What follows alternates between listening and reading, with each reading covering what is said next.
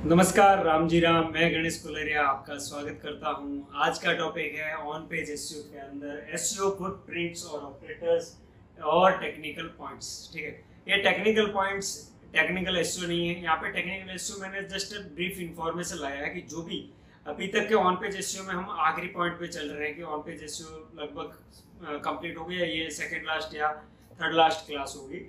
और उसमें इस टेक्निकल पॉइंट में मैं ये दिखाने वाला हूँ कि जो टेक्निकल एसईओ के जो मैंने पॉइंट बताऊंगा आगे जाकर, वो ऑन पेज एसईओ में कितना इफेक्ट करते हैं। मतलब ऑन पेज एसईओ का मतलब क्या है, अपनी वेबसाइट के लिए, यानी ठीक है अपनी वेबसाइट के अंदर, और ऑफ पेज एसईओ का मतलब है अपनी वेबसाइट के लिए। ठीक है, तो अपनी वेबसाइट के अंदर हम टेक्निकल के कौन कौन से पॉइंट्स हम देखेंगे वो मैं दिखा देता हूँ, ताकि हम जब ऑफ पेज के प्रैक्टिकल्स और वो सब हम पहले पूरा का पूरा जितना, जब हम ऑफ पेज एसईओ को मैं वापस से यहाँ पे आपको एक बार थियोरिकल दिखाऊंगा, फिर हम पूरा का पूरा जितना भी चैप्टर पढ़ा है वो प्रैक्टिकली देखेंगे, और उसके बाद में हम देखेंगे कि टेक्निकल एसईओ कौन से हैं। ठीक है, उससे पहले चलते हैं पिछली क्लास में क्या पढ़ा था उसके बारे में थोड़ी सी डिटेल ले लेते हैं। तो पिछली क्लास में मैंने आपको पढ़ाया था कि वेबसाइट का जो स्ट्रक्चर रहता है वो किस तरीके से होना चाहिए, किस तरीके से होता है, और हमें अगर अपने बिजनेस में किस तरीके से उसको इम्प्लीमेंट करना है। और उसी के साथ में जो आज के टाइम में सबसे मेन फैक्टर है वेबसाइट की लोडिंग स्पीड, उसके बारे में मैंने बताया था कि किस तरीके से काउंट होती है। कि जब वेबसाइट 4 नॉर्मली डिवाइस होते हैं, डेस्कटॉप, टैबलेट, लैपटॉप और आपका मोबाइल डिवाइस। क्यों? क्योंकि मोबाइल में डिस्प्ले 4 इंच, ज़्यादा से ज़्यादा 5 इंच की हो सकती है विड्थ, ठीक है, 3 इंच में रहेगी। टैबलेट में आप कहीं ना कहीं 8 से 10 इंच में चले जाते हैं। फिर अगर हम लैपटॉप की बात करें तो 15 से 19 इंच में चले जाते हैं। और अगर डेस्कटॉप की बात करें तो आप 24, 32 कितने भी इंच के, या फिर उससे बड़ा अगर टीवी चला रहे हैं या बड़ा मॉनिटर, वो सारे के सारे आपके आ जाते हैं डेस्कटॉप पॉइंट के अंदर। ठीक है, तो उसमें मैंने आपको बताया था कि वेबसाइट स्ट्रक्चर में कि वेबसाइट का लेआउट कैसा रहता है, हेडर ऑप्टिमाइजेशन किस तरीके से करते हैं, फुटर ऑप्टिमाइजेशन में अपने को क्या ध्यान में रखना है, और उसके साथ में ही जो भी अपने और डेटा अवेलेबल है उसे हम किस तरीके से ऑप्टिमाइज कर सकते हैं, किस तरीके का कोड यूज किया गया है, स्टैटिक और डायनेमिक वेबसाइट क्या है, किस तरीके से कौन सी वेबसाइट कहाँ पे यूज की जाती है। अगर एक नॉर्मल सर्विस बेस्ड वेबसाइट है तो क्या उसमें हमें डायनेमिक यूज करना पड़ेगा, क्या उस वेबसाइट में अगर हमें चेंजेस करने हैं तो कितनी ज़्यादा मेहनत करनी पड़ेगी। मैंने ये भी बताया था कि अगर कोई वेबसाइट है जिसको हम HTML और PHP की हेल्प से बना रहे हैं तो उसमें हमें कितनी मेहनत करनी पड़ेगी। ये सारा तो हमने देखा था लास्ट क्लास में, और अब हम आज की क्लास में देखने वाले हैं वेबसाइट के अंदर एसईओ फुटप्रिंट्स का यूज किस तरीके से करते हैं। और दूसरा नाम मैंने पूरा लिखा है एसईओ फुटप्रिंट्स और ऑपरेटर। ठीक है, ये एक मैं आपको थोड़ा सा मेरा एक किस्सा सुना दूं, या एक मतलब ऐसा मोमेंट बना था कि मैं अपनी प्रीवियस कंपनी उसमें इंटरव्यू दे रहा था। ठीक है, तो इंटरव्यू देते टाइम मुझसे पूछा गया था कि एसईओ फुटप्रिंट्स क्या होते हैं। ठीक है, यहाँ पे मैंने पहले फुटप्रिंट्स लिखा है और ऑपरेटर बाद में लिखा है, लेकिन जब मैं इंटरव्यू देने गया था तब मुझे पता था एसईओ ऑपरेटर्स क्या होते हैं। ठीक है, और एसईओ फुटप्रिंट्स क्या होते हैं मुझे नहीं पता था, लेकिन मैंने यही चीज उस टाइम पे ये देखी थी कि हर एक चीज के 2 नाम तो कंपलसरी ज्यादा से ज्यादा आपको मिल ही जाते हैं, और वो कंपलसरी है आपको याद रखने की। क्यों? क्योंकि अगर आपके इंटरव्यू में सवाल पूछा एसईओ फुटप्रिंट और आपको पता है एसईओ ऑपरेटर, तो दोनों सेम है, लेकिन आपको तो पता होना चाहिए ना कि दोनों सेम है। तो उस वजह से मैं वहां पे ग्लिच हो गया था कि यार मतलब नॉर्मली अगर मान के चले एग्जाम्पल के 10 सवाल मुझसे पूछे गए थे तो 9 मैंने कवर कर लिए थे।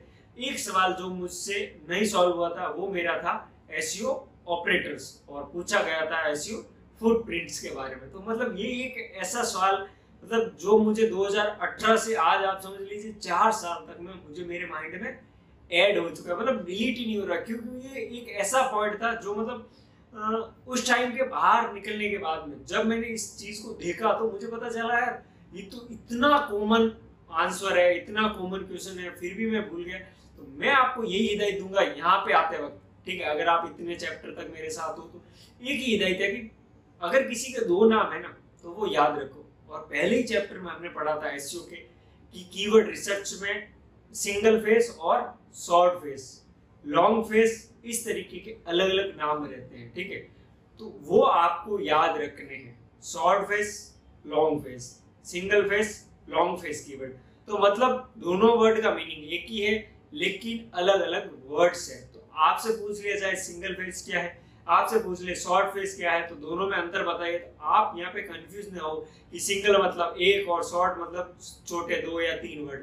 तो इस तरीके का मतलब थोड़ा डाइवर्ट ना हो, इसलिए ये ध्यान में रखें कि 2 वर्ड जहाँ पे भी हो या उनका मीनिंग एक जैसा हो तो वो कंपलसरी याद रखें, क्योंकि ये इंटरव्यू में बहुत मायने रखता है। और रियलिटी बात बताओ ना, तो ये जितना प्रैक्टिकल वाला मजा है ना उतना आपको थियोरिकल में नहीं आएगा। क्यों? क्योंकि जब आपसे इंटरव्यूअर सवाल पूछता है ना तो वो सिर्फ ये पूछता है एसईओ फुटप्रिंट्स क्या है, कैसे काम करने वगैरह वगैरह। लेकिन जब आप इसे रियलिटी में कहीं पे भी इम्प्लीमेंट करते हो किसी वेबसाइट के अंदर, तो मतलब आपको जो रिजल्ट मिलते हैं ना, जो इनका मतलब आप अलग अलग तरीके से कॉम्बिनेशन करके यूज करते हैं, उसमें बेस्ट रिजल्ट मिलता है। ठीक है, ज्यादा लंबा नहीं लेते हैं, सिर्फ आपको यहाँ पे मैं दिखा दूं कि एसईओ फुटप्रिंट्स और ऑपरेटर का एक मीनिंगलेस लेने चाहे तो वो क्या चीज है। तो ये यही है कि जब आप सर्च इंजन से कोई डिटेल इंफॉर्मेशन चाहते हैं तो आप जस्ट सर्च करते हैं एक कीवर्ड, एक क्वेरी सर्च करते हैं और आपको वहां पे रिजल्ट मिल जाता है। अब बात आ रही है कि मुझे कुछ और ज्यादा चाहिए जो कि मेरी वेबसाइट के रिलेवेंट हो। मेरी वेबसाइट है abc.com और मुझे पता करना है कि abc.com के वेबसाइट गूगल पे कितनी बार क्रॉल हुई है, कौन कौन से पेज क्रॉल हुए हैं, ये जो भी इंफॉर्मेशन मुझे मतलब abc.com के रिलेटेड चाहिए गूगल से। तो आप कहेंगे कि sir Google search console available है भैया, तो वो यूज कर लेते हैं। पर वो यूज करने के लिए आपको गूगल सर्च कंसोल के वेबसाइट पे जाना पड़ेगा और यहाँ पे बात हो रही है google.com, yahoo.com, या मान लीजिए आपकी वेबसाइट है ही नहीं, abc.com मेरी वेबसाइट है और आप देख रहे हैं। ठीक है, तो आपको पता करना है कि मैं एक आपका कंप्यूटर हूँ, आपको मेरी इंफॉर्मेशन कलेक्ट करनी है। तब आप किस तरीके से ऐसे ऑपरेटर फुटप्रिंट्स का यूज करते हैं उस तरीके से हम भी देख लेते हैं। मतलब 2 वे हो सकते हैं, एक आप अपने खुद के नजरिए के लिए कैसे यूज कर सकते हैं वो भी मैं बताऊंगा, और दूसरा कि अगर आपके कंप्यूटर कोई यूजर है, कंप्यूटर कोई यूआरएल है, तो उसे आप किस तरीके से ऑप्टिमाइज कर सकते हैं, किस तरीके से आपको हेल्पफुल रहेगा। मतलब ये आपके लिए भी हेल्पफुल है और आपके कंप्यूटर के लिए भी। ठीक है, अब पहले तो मैं यहाँ पे सिर्फ आपको सिलेबस में बता दूं कि मैंने क्या क्या लिखा है। जस्ट मैंने एसईओ ऑपरेटर्स में जितने भी ऑपरेटर्स यूज किए जाते हैं उन सब के बारे में मैंने यहाँ पे लिखा है। जस्ट आपको यहाँ पे मैं दिखा देता हूँ कि कौन कौन से ऑपरेटर्स है। पहले ऑपरेटर की बात करें तो SIT और कॉलन। ठीक है, यहाँ पे मैंने जस्ट फर्स्ट लेटर अल्फाबेट ऐसे ही लिखा है, लेकिन आप भले कैपिटल लिखे या स्मॉल लिखे वो ऑटोमेटिकली स्मॉल में कन्वर्ट होके ही सर्च होता है। सर्च इंजन हमेशा आपकी क्वेरी को स्मॉल लेटर्स में ही कलेक्ट करता है। साइड कॉलन का मतलब अगर आप अपनी वेबसाइट के अंदर कोई भी चीज इंप्लीमेंट करते हैं तो सर्च इंजन के अंदर जब भी आप कुछ भी सर्च करेंगे तो वो हमेशा स्मॉल लेटर में ही सर्च होगा। चाहे आप एसईओ इस तरीके से सर्च कर रहे हैं, लेकिन वो हमेशा उसके यूआरएल में अगर कहीं पे भी अगर आप बैकएंड में जाते हैं तो आपको वहां पे ये स्मॉल लेटर्स में, स्मॉल कैरेक्टर्स में ही मिलेगा। यहाँ पे बात कर लेते हैं वापस SIT कॉलन फुटप्रिंट्स या ऑपरेटर्स की बात। तो साइड कॉलन का मतलब क्या है, ये इसे मैं कॉलन ही कहूंगा। आपको जो भी नाम, अगर किसी और का नाम पता है तो आप वो भी देख सकते हैं। ठीक है, मुझे तो इतना ही पता है कि इसे साइड कॉलन ही कहते हैं। तो साइड SIT कॉलन लिखने के बाद में आपको क्या लिखना है, डोमेन नेम। ठीक है, abc.com साइट कॉलन abc.com। अब यहाँ पे आप सिर्फ इतना लिखते हैं, स्पेस कहीं पे भी यूज नहीं होगा। एक चीज यहाँ पे देख लीजिए, ऑपरेटर्स के अंदर नो स्पेस। ठीक है, स्पेस एक भी नहीं आएगा आपके पूरे एसईओ ऑपरेटर्स के अंदर, कहीं पे भी स्पेस नहीं आएगा। और स्पेस तभी आएगा जब आप कॉम्बिनेशन यूज करेंगे ऑपरेटर्स का। ठीक है, अगर कोई भी ऑपरेटर्स का अगर आप कॉम्बिनेशन यूज करते हैं तो वहां पे वो चीज रहेगी। ठीक है, अब ये नो स्पेस का है और थोड़ी देर में आप स्पेस भी देखेंगे तो वहां पे एक कंडीशन रहेगी, उस कंडीशन के हिसाब से स्पेस आता है। अदरवाइज अगर आप कुछ ऐसे ऑपरेटर्स जिनका एक पर्टिकुलर इंफॉर्मेशन मिलेगी तो वहां पे आपको स्पेस नहीं देना है। जैसे कि साइड कॉलन हो गया, तो साइड कॉलन abc.com लिखेंगे तो abc.com से रिलेटेड अगर आप ये गूगल पे सर्च कर रहे हैं, कोई भी सर्च इंजन, जिस सर्च इंजन पे आप लिख रहे हैं साइड कॉलन abc.com, उस सर्च इंजन पे abc.com डोमेन से रिलेटेड जितने भी वेब पेजेस, ना कि वेबसाइट की बात कर रहा हूँ, जितने भी वेब पेजेस अवेलेबल हैं वेबसाइट के अंदर, सारे के सारे क्रॉल हुए हैं वो आपको वहां पे डिस्प्ले हो जाएंगे। क्रॉल के साथ इंडेक्स हुए होने चाहिए, वो आपको वहां पे डिस्प्ले हो जाएंगे। मतलब जिस तरीके से आप कीवर्ड में सर्च करते थे कि अगर आपको वेब डेवलपमेंट कंपनी सर्च कर रहे हैं, एसईओ एक्सपर्ट सर्च कर रहे हैं, तो वहां पे अगर आपको रिजल्ट दिख रहा है तो वैसे ही site:abc.com लिखने पे आपको वो इंफॉर्मेशन मिलेगी कि abc.com वेबसाइट के अंदर जितने भी वेब पेज हैं वो अगर इंडेक्स और क्रॉल हो चुके हैं गूगल के अंदर, सर्च इंजन के अंदर या बिंग किसी के भी अंदर, तो वो आपको वहां पे डिस्प्ले हो जाएंगे। ठीक है, वहां पे आप स्क्रॉल करके देख सकते हैं कि कितने। अब यहाँ पे ये बात तो हुई कि इसके बारे में। अब यहाँ पे बात करते हैं अपने लिए और कंपटीटर के लिए किस तरीके से काम करेगी। ठीक है, अपने लिए काम करना है तो हम ये पता कर सकते हैं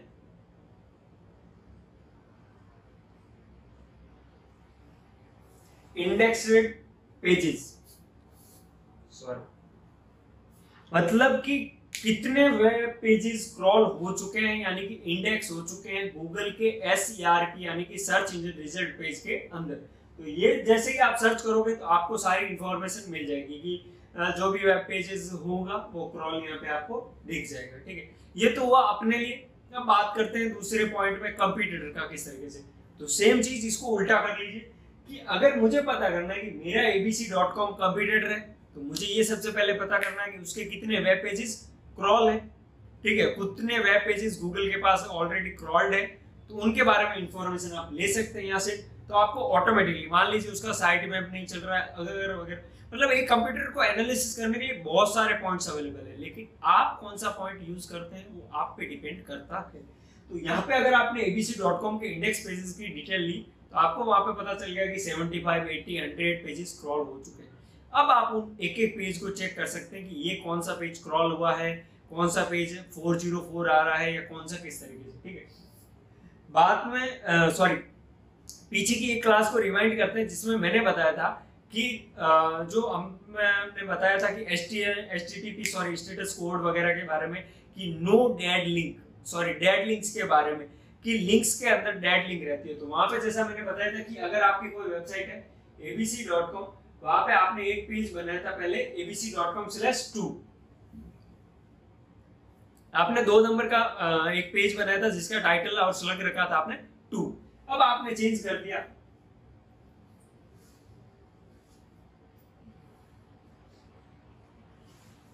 abc.com/about us।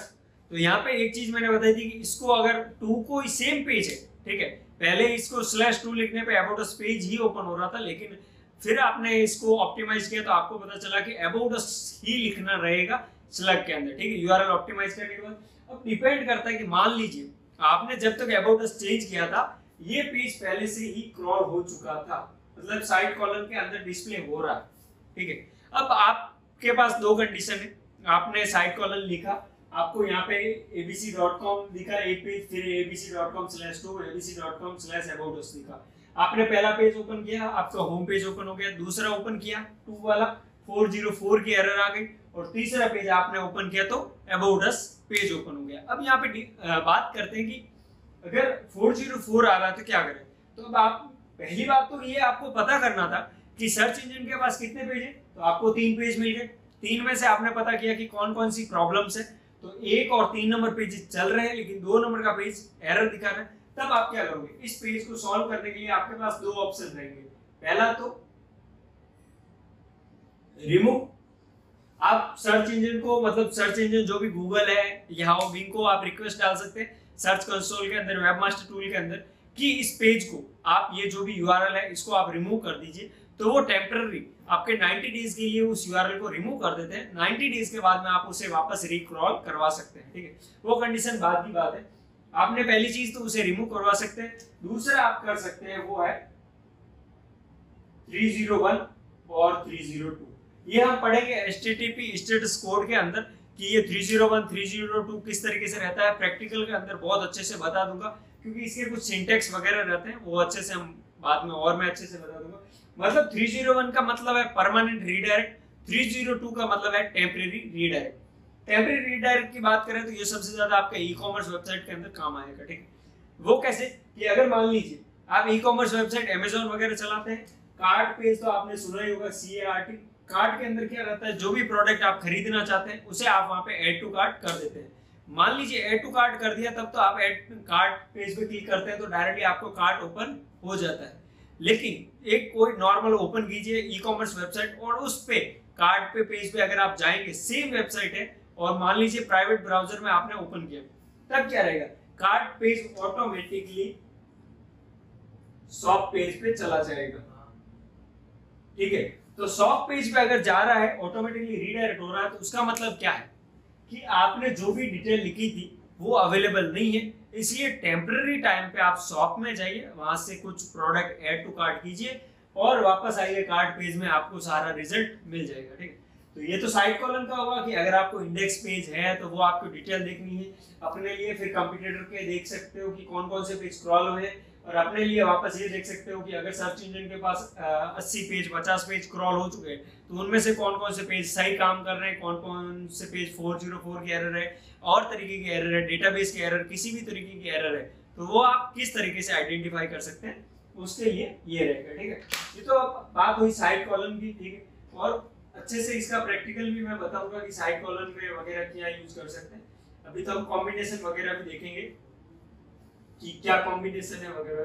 क्लास लंबी हो जाएगी तो कुछ नहीं, इसी का ही मैं सेकंड पार्ट बना दूंगा, टेक्निकल पॉइंट, जो मैंने कहा कि सेकंड पार्ट आज सेकंड टॉपिक रहेगा, तो टेक्निकल एसईओ को मैं जस्ट वीडियो ब्रेक करके दूसरी वीडियो में टेक्निकल पॉइंट्स बता दूंगा, ताकि वो चीज दोनों आपकी कवर हो जाएगी। ठीक है, क्योंकि मैं नहीं चाहता कि एक ही क्लास में आप लॉन्ग टॉपिक पढ़े क्लियर करें। ठीक है, फिर साइड कॉलम के बाद में दूसरी बात करें तो सेकंड है IMURL कॉलन। IN मतलब इन, URL मतलब URL, ठीक है, और कॉलन। ओके, URL के अंदर अगर आपको कुछ भी पता करना हो तो वो आप यहाँ पे लिख सकते हैं। ठीक है, अब इन URL के अंदर आप abc.com नहीं लिखेंगे, लिख भी सकते हैं लेकिन यहाँ पे नहीं लिखेंगे। क्यों? क्योंकि इन URL का मतलब है आपको URL के अंदर क्या चाहिए। ओके, अगर आप ऐसा लिख देते हैं abc.com, तो यहाँ पे मैं ये नहीं कह सकता 100% गारंटी के साथ कि साइड कॉलम में जो रिजल्ट आएगा वही इन URL में आएगा ही नहीं, क्योंकि सेम रिजल्ट आएगा ही नहीं। क्योंकि यहाँ पे आप क्या कर रहे हैं abc.com, लेकिन मान लीजिए कोई ऐसी वेबसाइट है जिसने आपका URL abc.com को उन्होंने अपने स्लग के अंदर यूज कर लिया है, तो वो वेबसाइट भी आपकी इन URL के अंदर दिखेगी। तो इसलिए मैं कहता हूँ इन URL का यूज क्यों किया जाता है। मान लीजिए ज्यादातर कंप्यूटर के लिए किया जाता है, जब कंप्यूटर एनालिसिस करेंगे तो इसमें एसईओ ऑपरेटर्स फुटप्रिंट्स का बहुत मजेदार यूजफुल होता है। अब इन URL में मैंने जैसे लिख दिया वेब डेवलपमेंट कंपनी,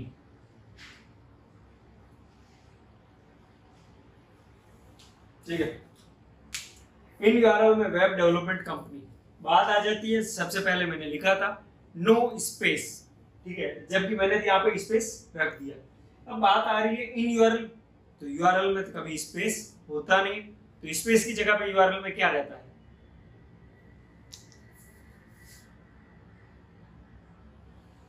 इसे क्या कहते हैं, डैश।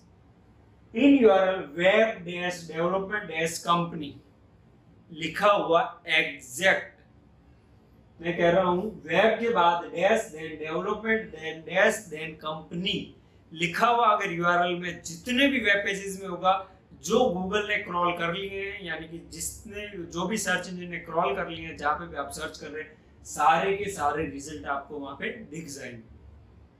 ठीक है, अब मान लीजिए आपने स्पेस ये स्लैश हटा दिया और यहाँ पे मान लीजिए स्पेस है ही नहीं, ओके, साथ में लिखा हुआ है, या फिर दूसरा लिख देता हूं मैं यहाँ पे इन URL कॉलन वेब डेवलपमेंट, साथ में लिखा हुआ। यहाँ पे भी आपको काफी अच्छा रिजल्ट मिलेगा, बहुत सारा रिजल्ट मिलेगा, लेकिन यहाँ पे मैं ऐसा मानता हूँ कि यहाँ पे जितनी आपको URL मिलेगी अप्रोक्सीमेटली काफी ऐसी URL भी होगी जो अच्छी तरीके से ऐसी ऑप्टिमाइज नहीं है। क्यों? क्योंकि यहाँ पे देखिए पहला तो क्या वर्ड आप क्या सर्च कर रहे हैं URL के अंदर, वेब डेवलपमेंट, क्या ये एक वर्ड नहीं है ना, तो वर्ड को डिफाइन करने के लिए पहले से ही स्लग के अंदर आपको डैश चाहिए। आप कैसे डिफाइन करवाओगे कि वेब डेवलपमेंट दो अलग अलग वर्ड है, तो उसको डिफाइन करवाने के लिए आप डैश का यूज करोगे, क्योंकि स्पेस की तो मैंने मना कर रखी है, ठीक है। अब बात आती है, अगर आप स्पेस की जगह पे मान लीजिए कोई चीज स्पेस, स्पेस को किस तरीके से काउंट करते हैं वो जस्ट मैं एग्जांपल आपको बता दूं, ठीक है। कुछ रहते हैं जो कैरेक्टर होते हैं ABCD करके अल्फाबेट्स है, फिर नंबर्स हो गए, फिर स्पेशल कैरेक्टर्स हो गए। उसी तरीके से कुछ ऐसे स्पेशल कैरेक्टर्स होते हैं जिनको कैरेक्टर नहीं मान के एक वैल्यू डिफाइन की जाती है। जैसे कि अगर आप स्पेस के in colon web space development space company लिखेंगे तो गूगल किस तरीके से इसे सर्च करेगा, गूगल सर्च करेगा हमेशा INURL colon web space development है, ठीक है। आपने ये लिखा, ओके। अब यहाँ पे गूगल कैसे बनेगा, जैसे google.com/ जो भी सर्च वगैरह है, उसके बाद में लिखा हुआ आएगा वेब %20, फिर आगे डेवलपमेंट। इसका मतलब है कि जो आपका स्पेस है उसको एक कैरेक्टर इंफॉर्मेशन डिफाइन करवाई गई है कि ये हमेशा स्पेस में काउंट नहीं होकर इसकी जगह पर 3 कैरेक्टर्स लिखे जाएंगे। First is %, second is 2, third is 0। तो वो चीज है कि यहाँ पे 3 कैरेक्टर्स काउंट हो गए। तो अब आपको डिफाइन करना है कि आप क्या चाहते हैं, स्लग के अंदर इतने 3 कैरेक्टर्स हो या फिर ओनली सिंगल डैश। तो वो डिपेंड करता है आप पर, क्योंकि यूजर हमेशा डैश लिखना पसंद करेगा, %20 लिखना पसंद नहीं करेगा। वो क्यों, मान लीजिए आपने सर्च किया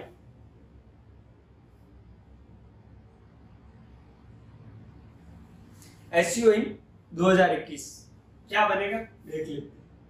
SEO %20 इन %20-20-21।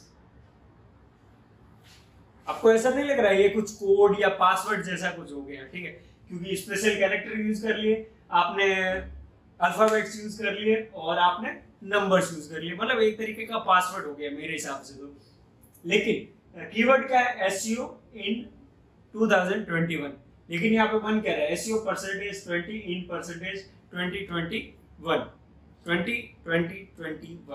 तो इस तरीके से है कि हो सके तो ऐसे कैरेक्टर्स में आपको आगे भी दिखाऊंगा।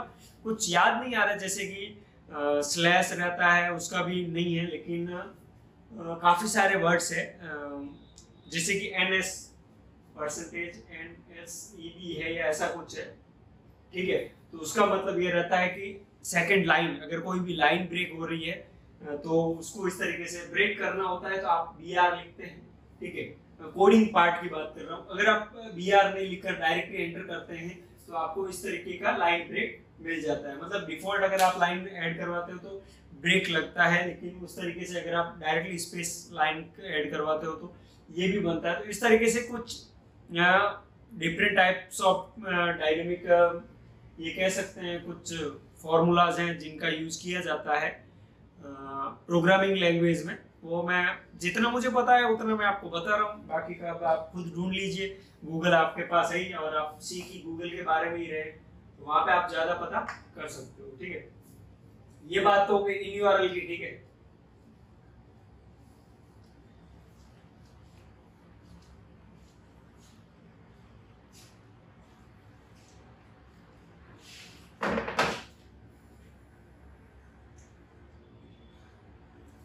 फिर बात करते हैं next in title. In title का मतलब आपको पता ही होगा, जैसे इन यूआरएल के अंदर तो टाइटल की बात करते हैं तो SEO के अंदर मेटा पॉइंट्स पढ़े थे, जिसमें हम सबसे पहले क्या बनाते हैं, कीवर्ड रिसर्च, और उसके बाद में उस कीवर्ड से मिलाकर बनाते हैं टाइटल। तो उस टाइटल के अंदर ऐसा कोई वर्ड हो जो आपको सर्च करना हो, तब आप यहाँ पे वो सर्च कर सकते हैं। बात आ गई तो सेम वर्ड लिख देते हैं, जैसे कि SEO कंपनी,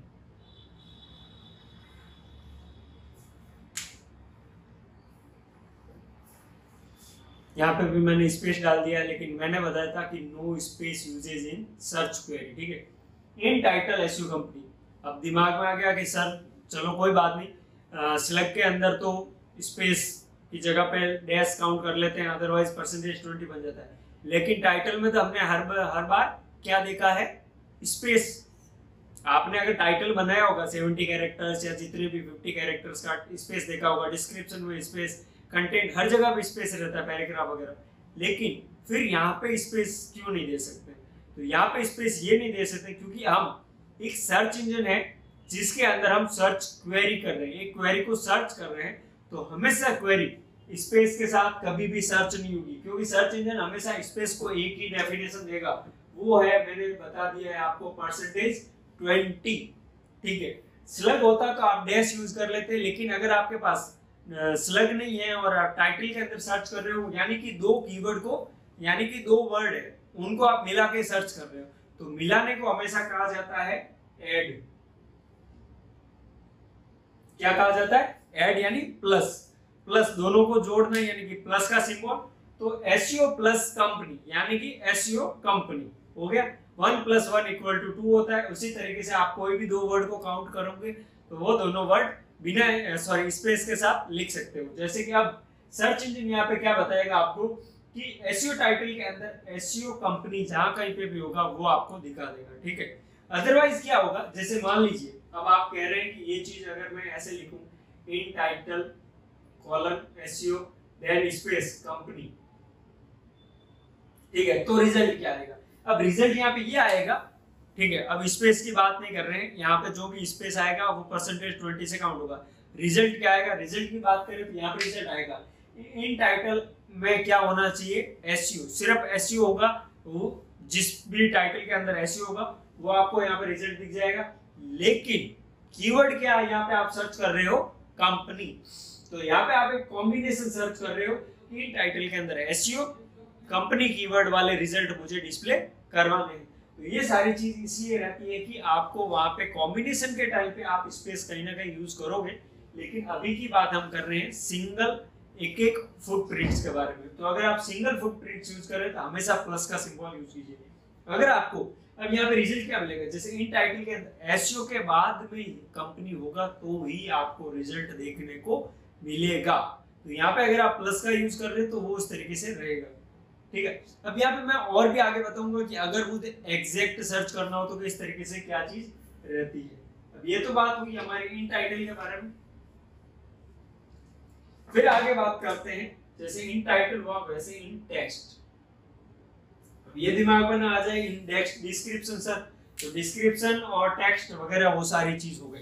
कंटेंट से रिलेटेड यूआरएल और टाइटल के बाद में जो भी डिस्क्रिप्शन और अंदर का कंटेंट है उन सब के अंदर अगर कुछ भी आपको फाइंड करना है तो इन टेक्स्ट लिखिए और सर्च कर लीजिए।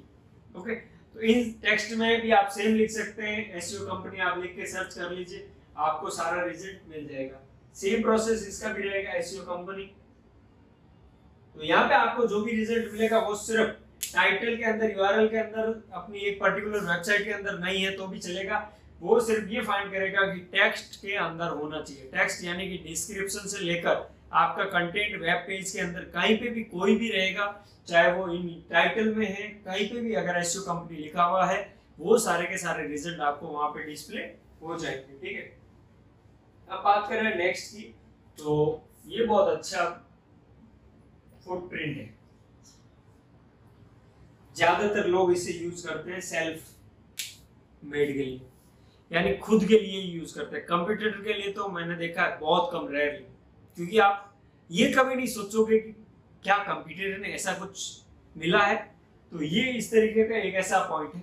मान लीजिए जिस तरीके से एक गूगल में यूट्यूब अगर आप चला रहे हैं, फेसबुक चला रहे हैं, इंस्टाग्राम, 1000 फॉलोवर्स, 1000 लाइक या 1000 सब्सक्राइबर हो जाते हैं, तो मतलब एक तरीके की अलग आपको खुशी मिलती है ना, वैसी ही एक एसईओ पर्सन को मिलती है जब कैचे के अंदर या कैसी के अंदर, कैचे वगैरह कुछ भी कह सकते हैं, कोई इसे कैश भी कहता है। तो मतलब डिफरेंट टाइप्स ऑफ प्रोनाउंस है, आप कोई भी नाम से बोल सकते हैं। मैं इसको ज्यादातर कैची ही बोलता हूँ, कैसे बोलता हूँ, सॉरी कैसे।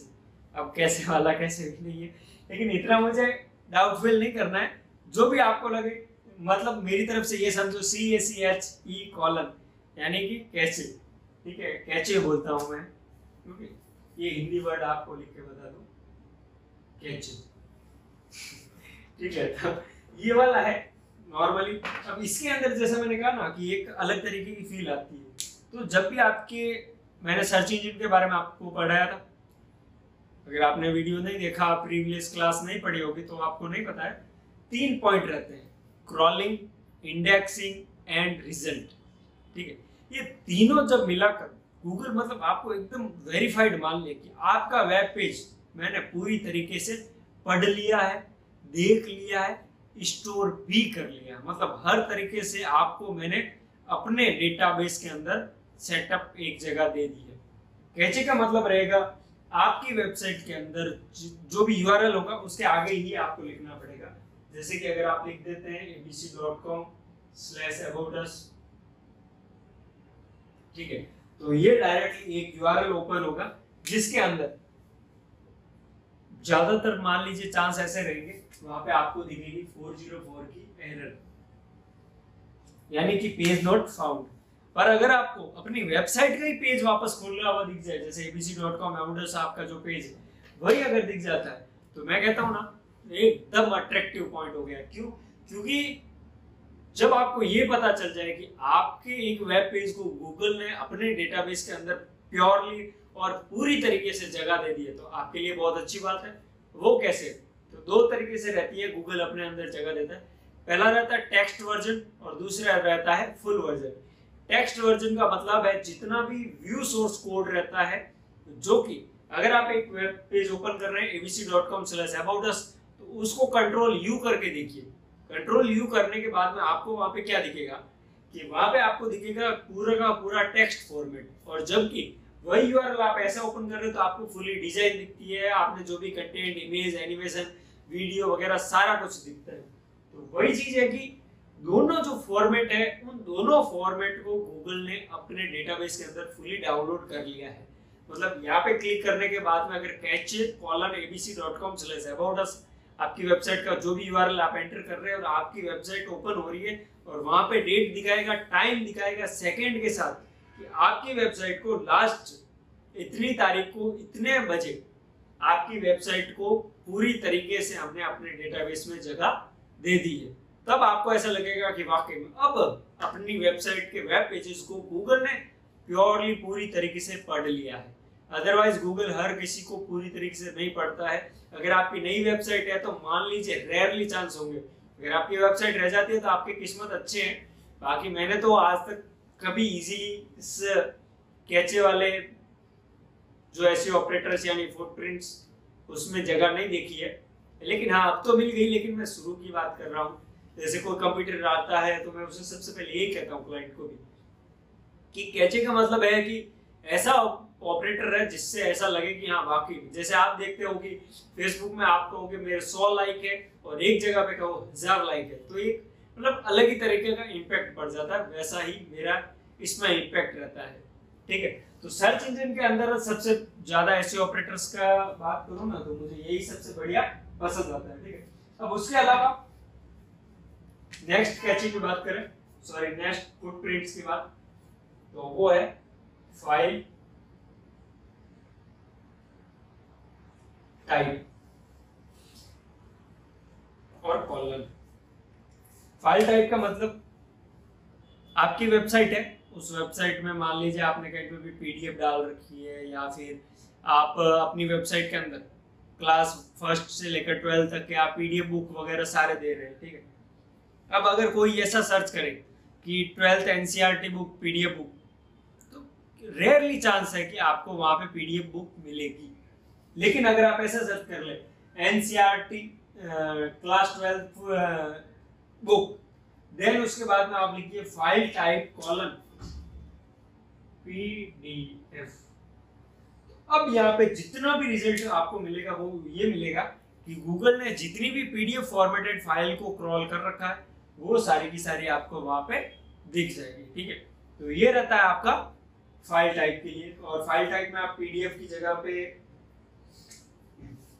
टीएक्सटी, वर्ड, डॉक्स, कोई भी फाइल आप, एक्सेल हो गया, पीपीटी हो गई,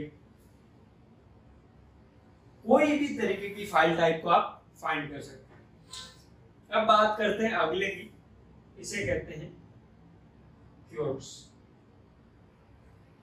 यानी कि डबल कोट्स। ये इस तरीके का जो सिंबल रहता है इसको यही कहते हैं क्योट्स का मतलब, ठीक है। अब क्योट्स में समझो ना तो प्रॉपरली, जब आप ने पहली बार सुना था गूगल एल्गोरिथम के बारे में मेरे से, या आपको पता होगा, तो आपने एक चीज नोटिस की होगी कि सबसे मेन जो हार्डली काम रहता है वो रहता है कंटेंट डुप्लीकेट नहीं होना चाहिए। यूट्यूब तो आपने देखते ही होंगे, तो कॉपीराइट स्ट्राइक वगैरह सारी चीज झमेला रहता है। मतलब कि जो आपका कंटेंट है वो अगर किसी ने कॉपी किया है तो वो आप कैसे पता करोगे।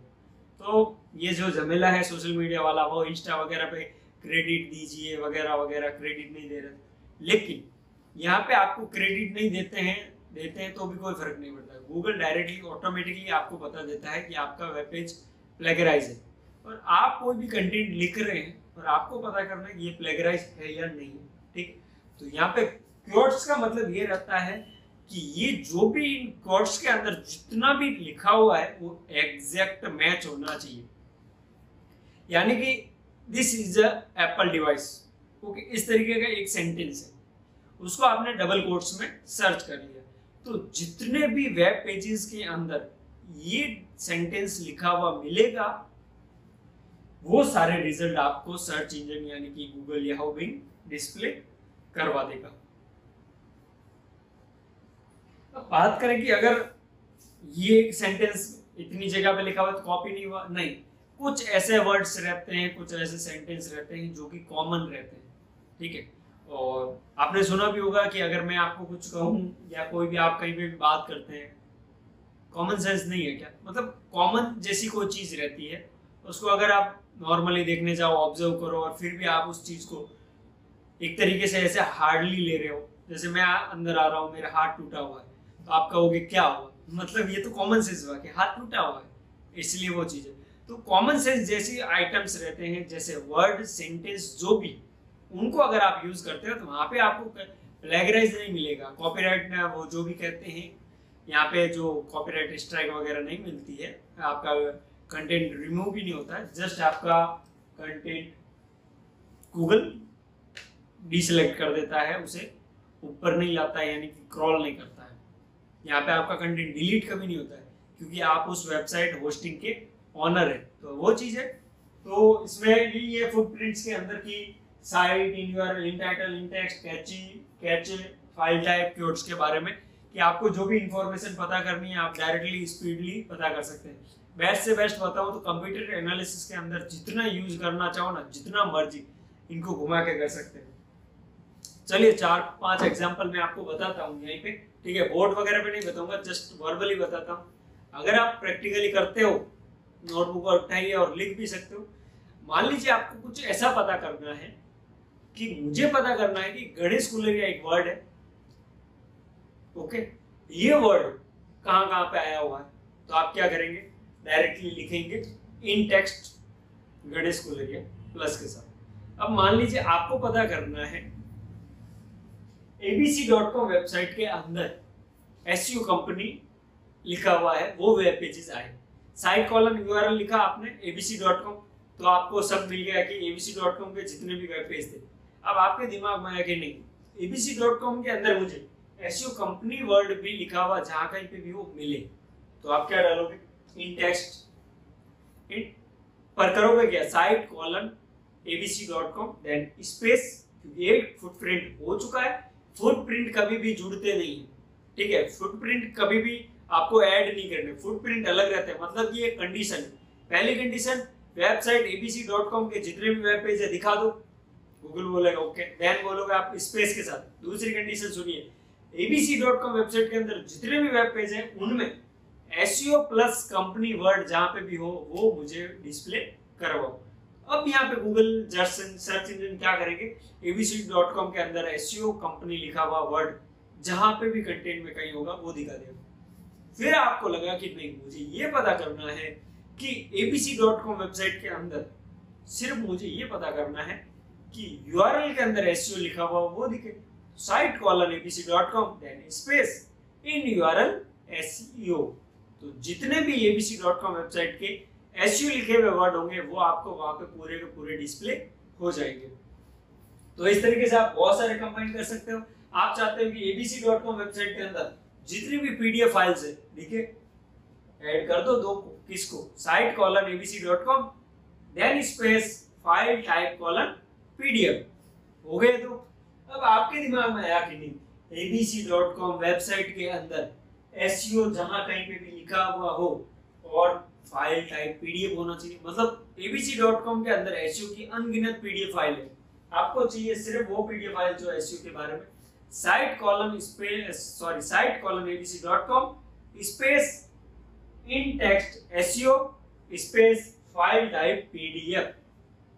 ये मैं कहाँ पे यूज करता हूँ, मान लीजिए क्लाइंट ने जैसा ऐसा कुछ मुझे अगर कोई रिसर्च करनी है, मान लीजिए कुछ पीपीटी बनानी है, मैं कोई कंपनी के लिए पीपीटी बना रहा हूँ, मेरे लिए बना रहा हूँ, तब मैं करूँगा कि यार ऐसी पीपीटी मुझे पहले देखनी भी तो पड़ेगी। मैं डायरेक्टली क्या करूँगा, इन टेक्स्ट जो भी वर्ड है मुझे सर्च करना है, फाइल टाइप में लिख दूंगा पीपीटी, तो पीपीटी उस कीवर्ड के रिलेटेड जितनी भी होगी मिल जाएगी। फिर मुझे लगेगा कि नहीं यार डॉक्यूमेंट सबमिशन वगैरह मैंने किया है ऑफ पेज एसईओ, तो मुझे पता है कि पीपीटी वगैरह कौन सी वेबसाइट में ज्यादा रहती है, मैं सीधी पहले लगाऊंगा साइट कॉलन slideshare.com, सारी पीपीटी उसी में ही रहती है। फिर लिख दिया पीपीटी, तो साइट शेयर की जितनी भी पीपीटी है उतने आ गए। फिर लिख दिया इन टाइटल एसईओ, एसईओ की जितनी भी पीपीटी होगी स्लाइड शेयर के अंदर सारी की सारी मिल जाएगी। तो ये इतने सारे आपके फुटप्रिंट्स है, ठीक है, इनके अंदर आपको कोई भी डाउट रहता है बेझिझक पूछिए। नेक्स्ट यही क्लास है टेक्निकल पॉइंट के बारे में, लेकिन वीडियो अलग हो जाएगा, क्योंकि मैं नहीं चाहता कि आप 1.5 घंटे तक मुझे एक ही वीडियो में सुने, क्योंकि मुझे भी पता है शुरू में लोग सुनते नहीं है और बाद में तो लोग सुनना चाहते हैं लेकिन कोई सुनाता नहीं है, ठीक है। तो वही चीज़ है कि अगर मैं कथा कर रहा हूँ तो 5 घंटे भी आप सुन लोगे, लेकिन ये थोड़ा पढ़ने के रिलेटेड है, आपके कैरियर के रिलेटेड है, तो कैरियर पे कम ही लोग फोकस करते हैं। अगर ज़्यादा लोग कैरियर पे फोकस करने लग गए और सब लोग अगर अच्छी पोजीशन पे रहने लगे, तो कोई तो अपने जैसा होना चाहिए ना जो इस तरीके के वीडियो बना के भी लोगों को सिखाए, ठीक है। हर कोई आईएएस बन गया तो आईएएस की प्रैक्टिस कौन करवाएगा, सिखाएगा कौन, आईएएस कैसे बने वो कौन बताएगा, ठीक है। और मैंने एक चीज सीखी है कि जितना सक्सेस पर्सन नहीं सिखाता ना उतना फेलियर सिखा देता है, क्योंकि फेलियर को ये पता है कि हारने के बाद कैसा महसूस होता है, ठीक है। आप जीत गए आपको मेडल मिल गया वगैरह वगैरह, लेकिन अगर आप हार गए तो आपको कितना देखने को मिलता है। मूवीज वगैरह भी आपने बहुत देखी होगी, जो अगर कोई हार जाता है तो घर पे जाता है तो मोहल्ले वाले भी बोलते हैं हमें तो पता ही था वगैरह, लेकिन जीत जाता था वही लोग, हमें पता था ये जीतने ही वाला, ठीक है। तो ये चीज है, हो सके तो अच्छे से अच्छे एसईओ को पढ़ो, बढ़िया प्रैक्टिस करो, हम भी प्रैक्टिकल करने वाले हैं, ठीक है। आज की क्लास यही समाप्त करते हैं। नमस्कार, राम जी राम, मैं गणेश कोलेरिया आप सबसे विदा लेता हूँ।